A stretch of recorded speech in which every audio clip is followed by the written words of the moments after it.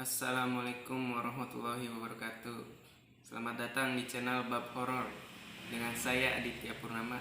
Pada video kali ini saya akan membawakan kisah horor yang berjudul Petaka Batu Akik. Beberapa tahun yang lalu, batu akik sempat viral di Indonesia. Hampir semua orang membicarakan batu akik. Salah satunya Devan dan kedua temannya, sebut saja Samsul dan Jayadi. Saat jam istirahat, Devan, Samsul, dan Jayadi sedang berbincang tentang batu akik. Jayadi pun mulai berbincang. Lu semua udah pada tahu belum? Kalau batu akik itu ada kodamnya loh. Emang apa sih kodam itu? Tanya Samsul dengan penasaran. Kodam itu kekuatan mistis yang ada di batu akik, jawab Jayadi. Emang kegunaannya apa aja, Jay? Tanya Devan yang semakin penasaran akan kodam. Banyak, Van. Di antaranya bisa buat pengasihan, kewibawaan, penjagaan, tapi nggak semua batu ada kodamnya. Devan yang semakin penasaran akan kodam lalu bertanya, terus caranya agar tahu kalau batu itu punya kodam? Wah, kalau itu gue kurang tahu, Van, jawab Jayadi. Saat mereka asik mengobrol tentang kodam, bel masuk pun berbunyi. Devan dan yang lainnya pun masuk ke kelasnya masing-masing, menyudahi obrolan mereka. Setelah pulang sekolah, Devan yang penasaran dengan kodam batu akik mulai mencari tahu tentang kodam batu akik di Google. Sampai akhirnya Devan menemukan artikel tentang kodam batu akik dan cara mengeceknya. Keesokan harinya di sekolah, Devan mengatakan kepada Samsul kalau dia sudah tahu cara mengecek kodam. Sam, gue udah tahu cara mengecek kodam. Serius lu, Van? Tahu dari mana? Tanya Samsul. Kemarin gue ngobrol sama kakek gue dan gue bertanya, gimana cara mengetahui batu yang ada di kodamnya? Di sini Devan berbohong kepada Samsul. Devan berkata kalau dia tahu dari kakeknya.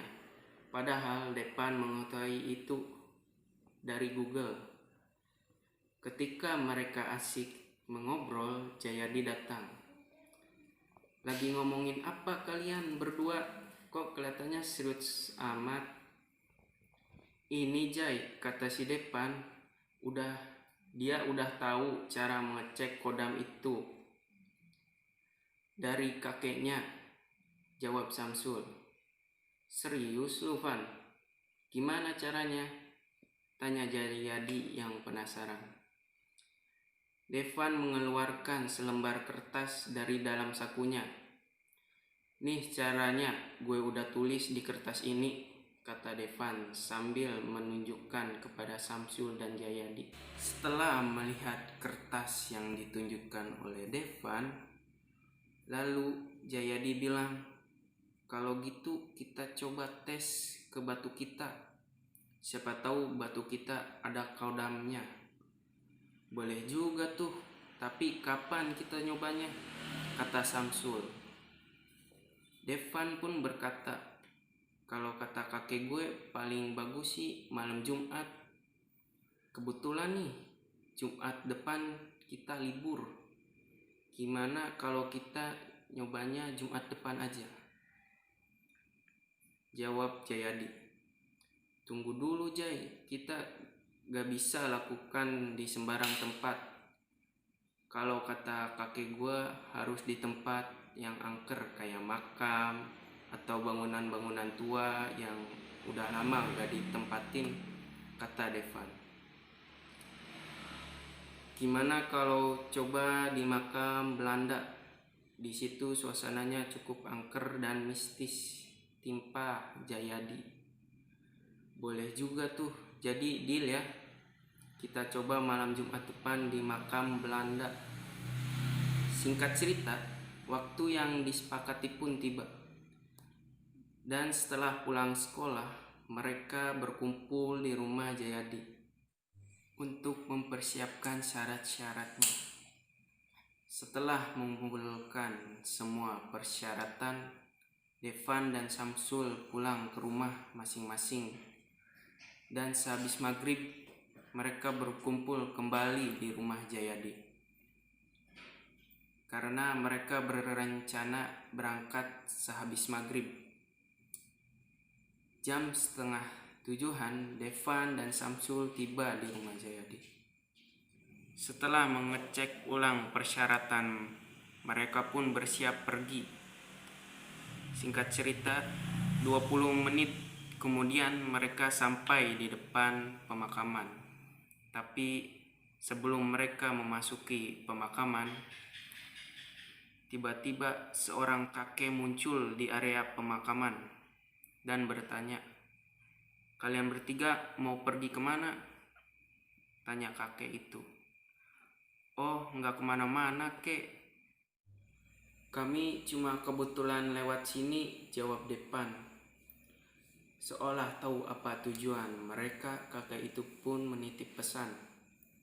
"Ingat, jangan lakukan hal bodoh yang merugikan kalian dan orang lain," kata si kakek sambil pergi. Di sini Devan dan Samsul terlibat perdebatan antara melanjutkan tujuan atau pulang. Samsul mengatakan lebih baik kita pulang saja karena takut terjadi hal-hal yang tidak diinginkan. Sementara Devan bersikeras ingin melanjutkan perjalanannya. "Mending kita pulang aja, gua takut terjadi hal yang tidak diinginkan menimpa kita," kata Samsul. "Lu gila, Sam, kita udah beli semua persyaratan dan udah sampai di depan gerbang pemakaman. Jadi buat apa pulang?" kata Devan. "Gue sependapat sama lu, Pan. Kita udah keluar duit banyak buat beli persyaratan. Sayang kalau gak jadi timpa Jayadi." Karena Jayadi dan Devan ingin melanjutkan perjalanan, maka mau tak mau Samsul ikut melanjutkan perjalanan. Mereka akhirnya memasuki area pemakaman. Baru berjalan beberapa langkah, Samsul mencium wangi aroma melati. Samsul mencari dari mana harum aroma melati tersebut. Tapi ketika Samsul melihat ke sekeliling area pemakaman, tidak ada satupun pohon melati. Samsul merasa aneh karena di sekitar pemakaman tersebut tidak ada pohon melati. Tunggu. Gue kok merasa nyium wangi melati ya? Padahal gak ada pohon melati di dekat sini, tanya Samsul. "Masa sih? Kok gue gak mencium wangi aroma melati?" jawab Devan. "Iya, sama, gue pun gak nyium wangi melati. Udah, mending lanjut jalan aja," timpah Jayadi. Beberapa saat setelah melanjutkan perjalanan, Samsul mendengar suara tangisan perempuan. Suaranya seperti jauh tapi terdengar dekat dan jelas di telinga Samsul. Samsul berusaha mencari sumber itu. Dia melihat sekeliling area pemakaman, dan saat dia melihat ke arah pohon besar yang ada di sebelah kiri, dia melihat dua sosok kuntilanak yang sedang duduk di cabang pepohonan dengan gaun putih dan rok totol-totol, dan matanya merah menyala. Dari mulut serta hidungnya keluar darah. "Woi, kalian berdua," kata Samsul dengan nada yang pelan. "Ada apa, Sam?" tanya Devan. "Gue lihat dua sosok kuntilanak, Van, tepat di cabang pohon di samping kiri kita." Devan pun langsung melihat ke arah yang dikatakan Samsul. Namun saat melihat ke arah itu, Devan tidak melihat sosok kuntilanak yang dibilang oleh Samsul. "Mana Sam? Gak ada apa-apa. Lu jangan mikir yang aneh-aneh lah," jawab Devan.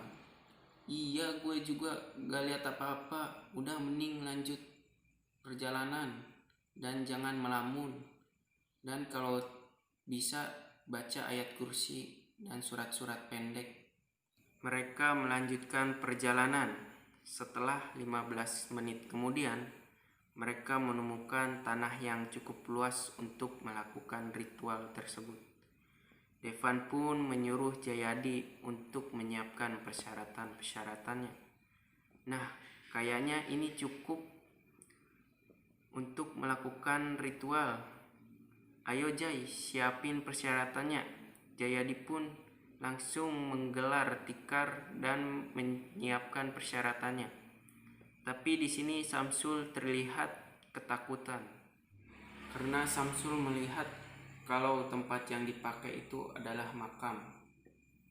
"Mending kita cari tempat yang lain aja. Gue lihat tempat yang akan dipakai itu makam." Namun Devan dan Jayadi tidak percaya dan menganggap Samsul penakut. "Lu ini penakut ya Sam? Udah gue bilang baca ayat kursi atau surat-surat pendek," kata Jayadi dengan nada sedikit tinggi. "Udah jelas ini tuh tanah kosong," kata Devan sambil memukuli tanah. Lalu Devan dan Jayadi mulai duduk bersila, dan Devan mulai menyalakan lilin untuk penerangan. Sementara Jayadi mengambil sesuatu yang dibungkus oleh kain putih dan membakar benda itu. Setelah semua siap, Devan mengeluarkan selembar kertas dan mulai membaca tulisan yang ada di kertas. Dan setelah Devan selesai membaca, tiba-tiba angin berhembus ke arah mereka. Dan setelah angin berhembus, tiba-tiba Samsul melihat ular besar dan di kepalanya ada mahkota.